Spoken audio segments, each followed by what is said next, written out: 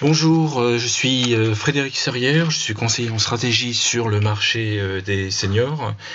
Dans cette vidéo, je voulais détailler un élément que j'explique assez souvent dans mes conférences en France, mais aussi à Berlin, sur le fait que, notamment en France, la Silver Economy, dans le secteur de la Silver Economy, on assiste vraiment à une vraie euphorie, avec des débats triomphants, des annonces triomphantes, des chiffres énormes qui circulent, et je voulais faire un petit peu le point avec vous dans cette vidéo. Donc vous avez probablement vu ou lu ou entendu le chiffre de environ 100 milliards d'euros, voire même 130 milliards d'euros pour quantifier le marché de la Silver Economy. Et donc vous avez probablement cru que le marché des seniors était important et que le marché de la Silver Economy était important. Ce chiffre de 92 milliards d'euros précisément, nous l'avions défini en 2013 avec des économistes. Et certains reprennent ce chiffre et d'autres chiffres qui ont été publiés par un autre cabinet de conseil qui estime le marché de la Silver Economy au même niveau. Mais le problème, c'est que pour ce chiffre, en fait, le périmètre de la Silver Economy ne correspond pas au champ de la Silver Economy tel que l'on voit dans les conférences et même dans le comité de filière de la Silver Economy. Lorsque l'on parle de Silver Economy dans les conférences en France, on parle de quoi? On parle de maintien à domicile, d'établissements pour personnes âgées. En fait, on parle des personnes âgées de plus de 75 ans et plus. Et cette filière-là ne représente pas du tout 90 milliards d'euros. Ce qui représente 90 milliards d'euros, c'est le marché des seniors, c'est en fait la consommation globale des plus de 60 ans pour des produits qui sont plus ou moins destinés à leur attention. Et donc, on y inclut par exemple l'assurance santé complémentaire. On inclut également le tourisme pour les jeunes seniors. Donc, la Silver Economy, pour moi, est un élément du marché des seniors. Donc, vous voyez bien que si l'on explique en conférence que la Silver Economy, en parlant du maintien à domicile, des établissements pour personnes âgées, ça fait 90 milliards d'euros, on voit bien que celui ou celle qui vous dit ça essaye de nous enfumer, entre les guillemets. C'est même assez honteux de sortir ce genre de chiffres en expliquant que c'est la Silver Economy, parce que ça induit en erreur des entrepreneurs qui vont se lancer sur le marché senior et qui vont perdre leur investissement. Le marché de la Silver Economy est beaucoup plus petit, plusieurs centaines de millions d'euros, peut-être 1 ou 2 milliards d'euros. Mais en tout cas, c'est très différent du marché des seniors. Alors depuis 2013, lorsque Mme Delaunay et M. Montebourg ont lancé la Silver Economy, on voit dans les conférences l'euphorie totale. On le voit l'euphorie avec la multiplication des conférences sur le sujet. On voit avec des discours, il n'y a qu'un faucon, il suffit d'eux. Donc généralement, c'est des consultants qui n'ont jamais investi dans une entreprise. Donc effectivement, eux, ils parlent. Vous voyez, c'est un peu comme les journalistes. On parle. C'est assez simple de parler.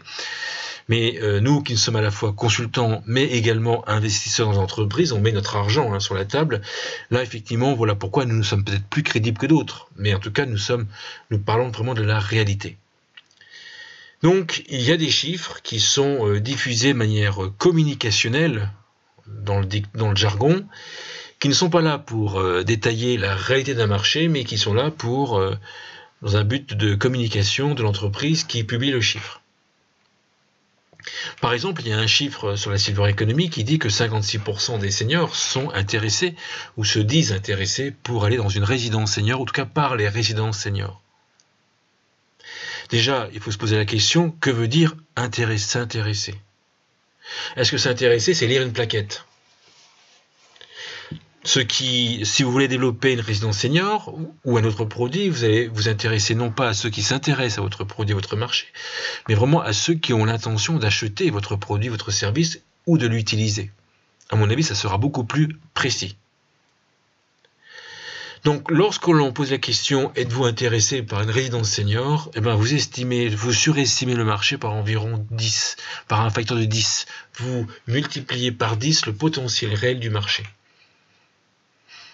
Donc, nous, on avait calculé le marché potentiel des résidences seniors tels qu'on les connaît à l'heure actuelle, c'est environ 4,5%, 5%, mais pas 56%. Donc, il y a une différence, il y a une différence entre, si on pose la manière avec laquelle on pose la question, on obtient plus ou moins des chiffres réglo et réalistes. Mais en tout cas, il faut absolument bien comprendre qu'il y a une différence entre les chiffres annoncés et la réalité.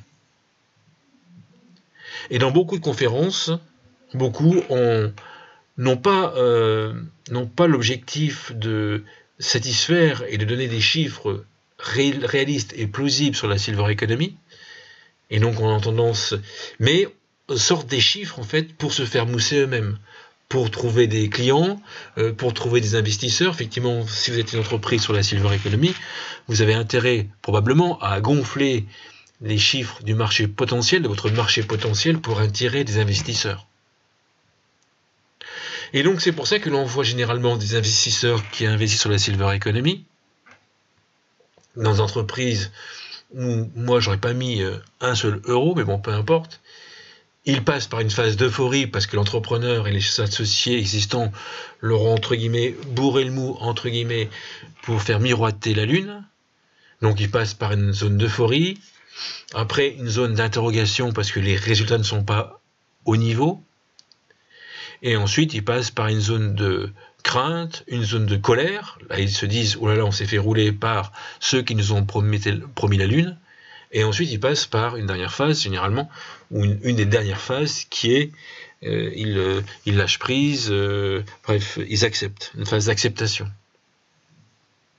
Ça, c'est parce que beaucoup ont tendance à publier des chiffres, à sortir des grandes phrases et des grandes théories dans les conférences, dans des articles, dans des études, et ça ne représente pas du tout la réalité.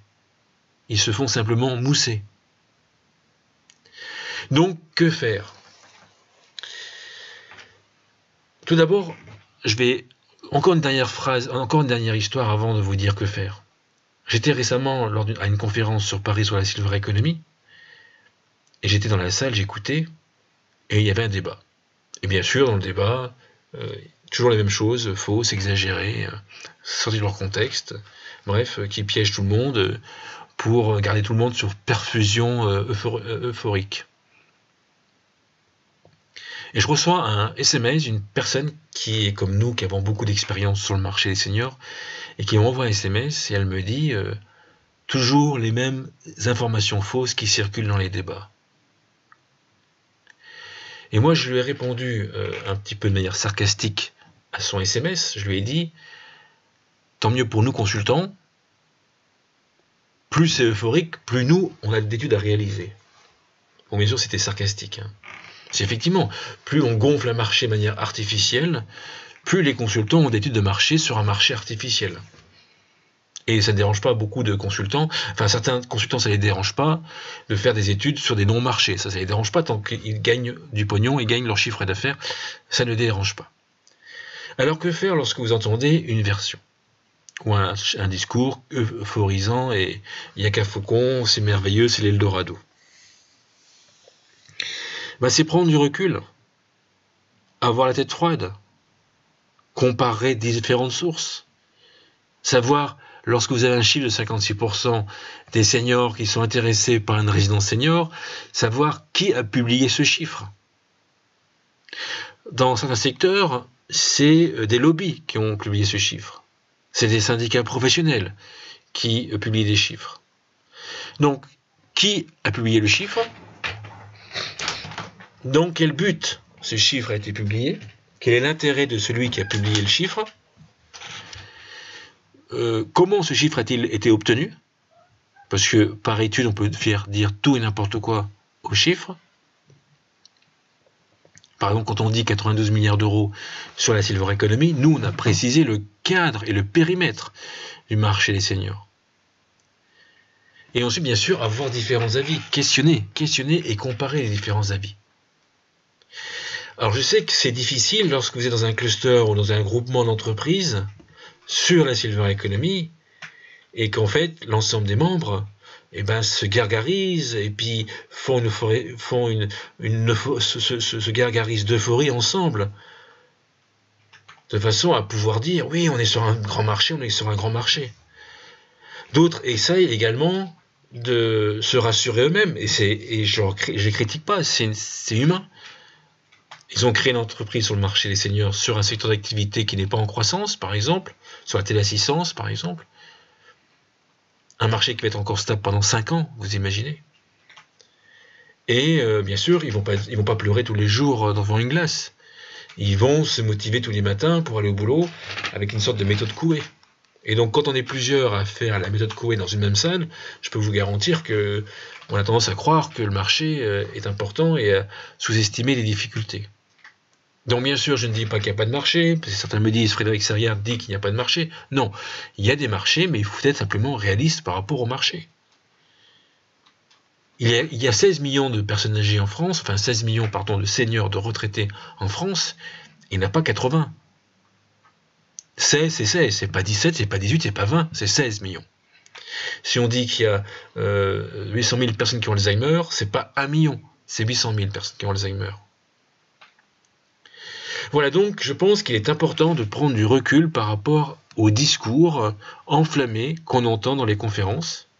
Je ne dis pas qu'il faut pleurer, on peut très bien rigoler sur des petits marchés ou des marchés moyens qui sont très lucratifs, dans les entreprises dans lesquelles j'investis, et notamment l'alimentation santé, mais aussi l'appareil médical. Je peux vous dire que c'est des marchés qui sont en forte progression, mais sans pour autant exagérer totalement le marché. Être pragmatique et réaliste.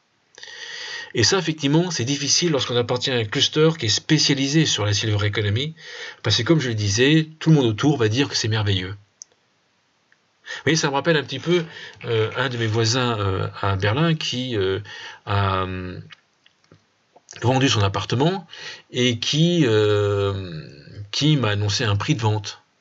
Enfin, le prix de vente qu'il voulait vendre. Dans la réalité, il a baissé le prix, il a baissé sa culotte. Et bien sûr, il ne me l'a pas dit. Moi, je l'ai su par intermédiaire, etc. Mais il n'allait pas me dire, bah écoute, j'ai baissé la culotte pour faire baisser le prix pour qu'il puisse partir. Non, il y a l'ego qui joue. Et ensuite, vous avez certains, dans leur communiqué de presse sur la silver economy, mais ce n'est pas que sur la silver economy, je connais ça dans d'autres secteurs d'activité comme l'impression 3 dimensions, ils font des communiqués de presse dignes des radios.